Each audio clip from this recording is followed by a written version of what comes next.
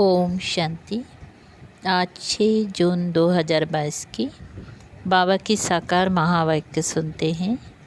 प्यारे बाबा बोले, मीठे बच्चे, ज्ञान का फाउंडेशन है निश्चय। निश्चय बुद्धिमान पुरुषार्थ करो तो मंजिल तक पहुंच जाएंगे। प्रश्न है, कौन सी एक बात बहुत ही समझने और निश्चय करने की है? उत्तर है, अब सभी आत्माओं का हिसाब किताब चुकत होने वाला है। सभी मच्छरों सदृश जाएंगी अपनी स्वीट होम। फिर नई दुनिया में थोड़ी सी आत्माएं आएंगी। ये बात बहुत ही समझने और निश्चय करने की है। दूसरा प्रश्न है, बाप किन बच्चों को देख खुश होते हैं? उत्तर है, जो बच्चे बाप पर पूरा बलि चढ़ते हैं, जो माया से हिलते नहीं, अर्थात अंगत की तरह अचल अडल रहते हैं, ऐसे बच्चों को देख बाप भी खुश होते हैं। गीत बजा है, धीरज धर मनवा। ओम शांति। बच्चों ने क्या सुना, ये बाप ही कह सकते हैं ना। सन्यासी उदासी कोई भी कह ना सके। पारलौकिक बेहद का बाप ही कहते हैं, अब धीरज धरो। बच्चे ही जानते हैं, यह बेहद का बाप सारी दुनिया को कहते हैं, धीरज धरो। अब तुम्हारे सुख शांति के दिन आ रहे हैं। यह तो दुखधाम है, इसके बाद फिर सुखधाम को आना ही है। सुखधाम की स्थापना तो बाप ही करेंगे ना। बाप ही बच्चों को धीरज देते हैं। पहले तो निश्चय चाहिए ना। निश्चय होता है ब्रह्मा मुख वंशावली ब्राह्मणों को, नहीं तो इतने ब्राह्मण कहाँ से आए। बीके का अर्थ ही है बच्चे और बच्चियाँ।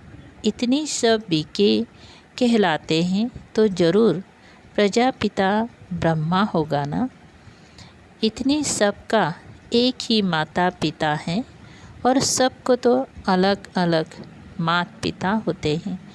यहाँ तुम सबका एक ही माता पिता है। नई बात है ना। तुम ब्राह्मण थे नहीं, अभी बने हो। वह ब्राह्मण है कुख वंशावली, तुम हो मुख वंशावली। हर एक बात में पहले तो निश्चय चाहिए कि कौन हमको समझाते हैं। भगवान ही समझाते हैं। अब कलयुग का अंत है, लड़ाई सामने खड़ी है। यूरोपवासी यादव भी हैं जिन्होंने बम्स आदि इन्वेंशन की है। गाया हुआ है कि पेट से मुसल निकले जिनसे अपने ही कुल का विनाश किया, बरोबर कुल का विनाश जरूर करेंगी। है तो एक ही कुल के, एक दो को कहते रहते हैं हम विनाश करेंगे, यह भी बरोबर लिखा हुआ है। तो अब बाप समझाते हैं, बच्चे धीरज धरो। अब ये पुरानी दुनिया खत्म हो जानी है। कलयुग खलास हो तब तो सतयुग होना है। जरूर उनके पहले ही स्थापना होनी चाहिए। गाया भी जाता है, ब्रह्मा के द्वारा स्थापना, शंकर द्वारा विनाश। पहले स्थापना करेंगे, फिर जब स्थापना पूरी हो जाती है तब विनाश होता है। स्थापना हो रही है, ये है ही न्यारा मार्ग जो कोई भी समझते नहीं है। कोई ने कभी सुना ही नहीं तो समझते हैं। जैसे और मठ पंथ होते हैं वैसे ये भी बीके का है। उन विचारों का कोई दोष नहीं है। कल्प पहले भी ऐसे ही विघ्न डाले थे। ये है ही रुद्र ज्ञान यज्ञ। रुद्र कहा जाता है शिव को। वही राजयुग सिखलाते हैं जिसको प्राचीन सहज राजयुग कहा जाता है। प्राचीन का भी अर्थ समझते नहीं है। इस संगम युग की बात है। पतित और पावन तो संगम हुआ ना। सतयुग आदि में है ही एक धर्म, वो है आसुरी संप्रदाय, तुम हो देवी संप्रदाय। युद्ध आदि की कोई बात ही नहीं। ये भी भूल है, तुम भाई भाई कैसे लड़ेंगे। बाप बेट ब्रह्मा के द्वारा सभी वेदों शास्त्र का सार समझाते हैं। वास्तव में धर्म मुख्य चार है, उनके चार धर्म शास्त्र हैं। उसमें पहला है आदि सनातन देवी देवता धर्म, जिसका शास्त्र है सर्वशास्त्रमय शिरोमणि गीता, जो भारत का पहला मुख्य शास्त्र है, जिससे ही आदि सनातन देवी देवता धर्म अथवा सूर्यवंशी और चंद्रवंशी धर्म की स्थापना हुई। सो तो जरूर संगम पर ही हुई होगी। इनको कुंभ भी कहा जाता है। तुम जानते हो ये कुंभ का मेला है, आत्मा परमात्मा का मेला। ये ही सुहावना कल्याणकारी कलयुग को बदल सतयुग होना ही है, इसीलिए कल्याणकारी कहा जाता है। सतयुग से त्रेता होता है, फिर त्रेता से द्वापर होता है, तो कलाएं कम होती जाती हैं और कल्याण होता ही जाता है। फिर जरूर कल्याण करने वाला चाहिए। जब पूरा कल्याण हो जाता है तब बाप आते हैं सभी का कल्याण करने। बुद्धि से काम लेना होता है। जरूर बाप कल्याण करने अर्थ आएगा भी संगम पर। सर्व का सद्गति दाता बाप है। सर्व तो द्वापर में नहीं है, सतयुग त्रेता में भी सब नहीं है। बाप आएगा ही अंत में, जबकि सभी आत्माएं आ जाती हैं तो बाप ही आकर धीरज देते हैं। बच्चे कहते हैं बाबा इस पुरानी दुनिया में दुख बहुत है, बाबा जल्दी से ले चलो। बाप कहते हैं नहीं बच्चे, ये ड्रामा बना हुआ है, फट से भ्रष्टाचारी से श्रेष्ठाचारी तो नहीं बनेंगे। नीचे बुद्धि हो फिर पुरुषार्थ करना है। सेकेंड में जीवन मुक्ति सो तो ठीक है। बच्चा बना वर्षी का हकदार बना, परंतु फिर वहाँ भी नंबरवार मर्तबे तो है ना। ऊंच मर्तबा पाने के लिए पढ़ाई में पुरुषार्थ करना होता है। ऐसे नहीं फट से कर्मातीत अवस्था हो जाएगी, फिर तो शरीर भी छोड़ना पड़े, ऐसा लॉ नहीं है। माया से तो अच्छी रीति युद्ध करनी है। तुमको मालूम है युद्ध 8, 10, 15 बरस भी चलती रहती है। तुम्हारी युद्ध तो माया से है।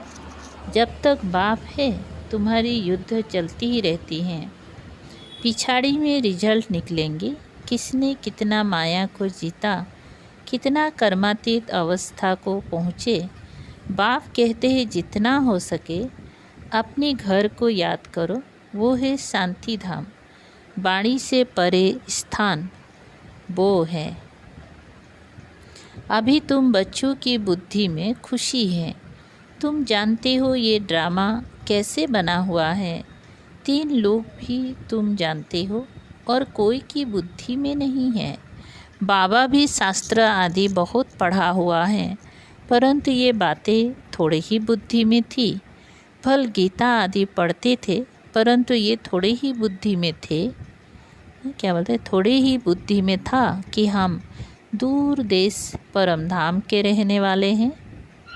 अभी पता पड़ा है हमारा बाबा, जिसको परम पिता परमात्मा कहते हैं, वह परम धाम में रहते हैं, जिसको सभी याद करते हैं कि पतित पावन आओ, वापिस तो कोई जा ना सके। जैसे भूल भुलैया का खेल होता है ना, जहाँ से जाओ दरवाज़ा सामने आ जाता है। निशाने पर जा नहीं सकते, थक जाते तो फिर रड़ी मारते हैं, कोई रास्ता बतावे। यहाँ भी भल कितने भी वेद शास्त्र पढ़ो, तीर्थ यात्रा पर जाओ, कुछ भी पता नहीं कहाँ हम जाते हैं, सिर्फ कह देते हैं कि फलाना ज्योति ज्योत में समाया। बाबा कहते हैं कोई भी वापस जा नहीं सकते। नाटक जब पूरा होने पर होता है तो सभी एक्टर्स स्टेज पर आ जाते हैं। ये कायदा है। सभी उस ड्रेस में खड़े हो जाते हैं। सबको मुंह दिखाकर फिर कपड़ा आदि बदल ये भागा घर। फिर से वही पार्ट रिपीट करते हैं। ये फिर है बेहद का नाटक। अभी तुम देही अभिमानी बनते हो। जानते हो हम आत्मा ये शरीर छोड़ दूसरा लेंगे। पुनर्जन्म तो होते हैं ना। 84 जन्मों में 84 नाम हमने धारण किए हैं। अब ये नाटक पूरा हो गया है। सबकी जर्जरीभूत अवस्था है। अब फिर से रिपीट होगा। वर्ल्ड की हिस्ट्री ज्योग्राफी फिर से रिपीट होता है। तुम जानते हो। अब हमारा पाठ पूरा होगा, फिर वापस जाएंगे। बाप का फरमान भी कोई कम थोड़ी है। पतित पावन बाप बैठ समझाते हैं, बच्चे तुमको बहुत सहज उपाय बतलाता हूँ। उठते बैठते चलते यह दिल में रखो कि हम एक्टर हैं। 84 जन्म अब पूरे हुए हैं। अब बाप आया है गुल गुल बनाने, मनुष्य से देवता बनाने। हम पतितों को पावन बना रहे हैं। पतित से पावन हम अनेक बार बने हैं और बनेंगे। हिस्ट्री ज्योग्राफी रिपीट होगी। पहले तो देवी देवता धर्म वाले ही आएंगे। अभी सेपलिंग लग रहा है। हम है ही गुप्त। हम सेरेमनी आदि क्या करेंगे। हमको अंदर नॉलेज है, अंदर खुशी होती है। हमारे देवी देवता धर्म अथवा झाड़ के पत्ते जो है वो सब धर्म भ्रष्ट कर्म भ्रष्ट हो गए हैं। यही भारतवासी धर्म कर्म श्रेष्ठ थे। कभी माया पाप नहीं कराती थी। पुण्य आत्माओं की दुनिया थी। वहाँ रावण होता ही नहीं। वहाँ कर्म अकर्म हो जाते हैं। फिर रावण राज्य में कर्म विकर्म होना शुरू हो जाता है। वहाँ तो विकर्म हो ना सके, कोई भ्रष्टाचारी हो ना सके। तुम बच्चे योग बल से विश्व के मालिक बनते हो। श्रीमत पर बाहुबल से तो कोई विश्व का मालिक बन ना सके। तुम जानते हो ये अगर आपस में मिल जाए तो विश्व के मालिक बन सकते हैं, परंतु ड्रामा में पाठ ही नहीं है। दिखाते हैं 2 बिल्ली लड़े, माखन बीच में बंदर खा गया। साक्षात्कार भी करते हैं कृष्ण के मुख में मक्खन। ये सृष्टि का राज्य रूपी माखन मिलता है।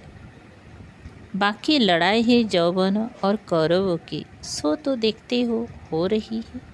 अखबार में पढ़ा फलानी जगह इतनी बड़ी हिंसा हुई तो झट कोई ना कोई को मार देंगे। भारत में तो पहले एक ही धर्म था, फिर दूसरे धर्मों का राज्य कहाँ से आया। क्रिश्चियन पावरफुल थे तब उन्होंने राज्य किया। और वास्तव में सारी दुनिया पर रावण ने कब्जा किया हुआ है। ये है फिर गुप्त बात। शास्त्र में थोड़ी ही ये बात है। बाप समझाते हैं यह बेकार तुम्हारे आधा कल्प के दुश्मन है, जिस द्वारा तुम आदि मध्य अंत दुख पाते हो। इसीलिए सन्यासी भी कहते हैं काग बिष्टा समान सुख। उनको थोड़े ही मालूम है कि स्वर्ग में तो सदैव सुख ही सुख होता है। भारतवासियों को तो मालूम है। तब तो कोई मरता है तो कहते हैं स्वर्ग पधारा। स्वर्ग की कितनी महिमा है, तो ज़रूर ये खेल है। परंतु किसको कहो तुम नरकवासी हो तो बिगड़ पड़ते हैं। कितनी वंडरफुल बात है।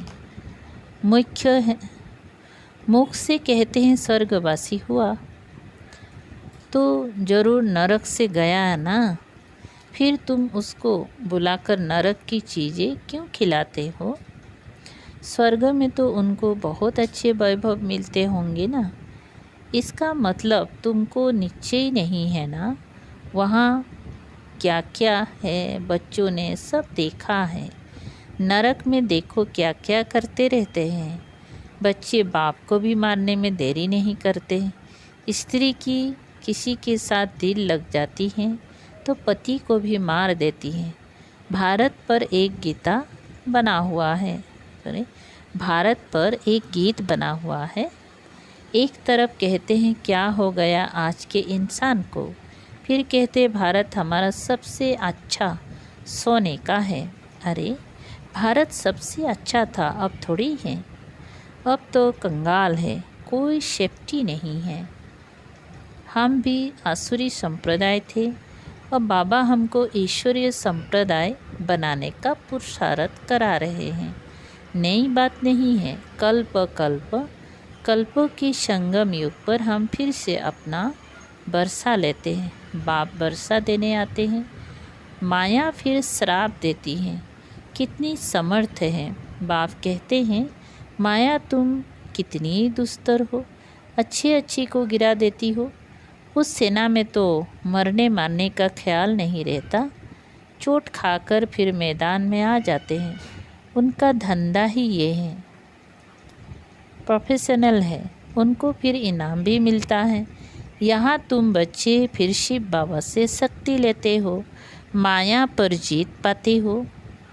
बाप बैरिस्टर है जो माया से तुम्हें छुड़ा देते हैं। तुम फिर हो शिव शक्ति सेना। माताओं को ऊंच रखा जाता है। वंदे मातरम ये किसने कहा? बाप ने।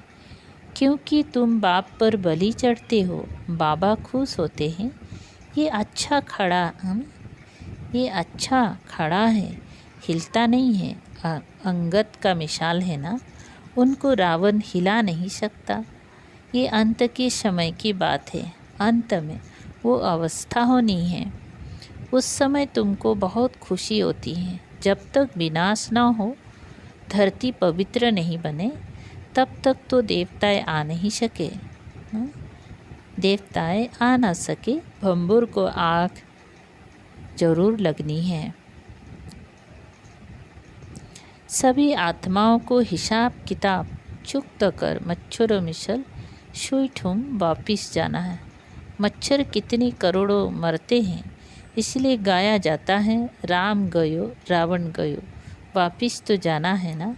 फिर तुम आएंगी नई दुनिया में, वहाँ बहुत थोड़े होंगे। ये समझने और निश्चय करने की बातें हैं।